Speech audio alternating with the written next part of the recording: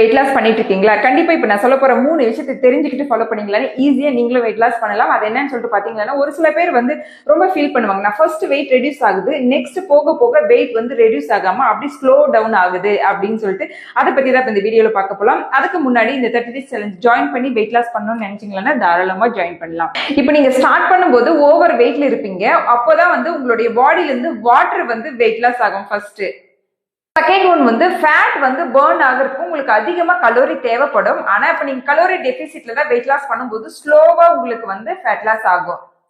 Next வந்து உங்களுடைய physical ஆக்டிவிட்டியுமே கம்மியா இருக்கும். அது மட்டும் இல்லாம இதெல்லாம் நினைச்சு ஓவரா டென்ஷன் ஆயிடுவாங்க. அதனால வெயிட் வந்து ரொம்பவே அவங்களுக்கு ஸ்டக் ஆகும்.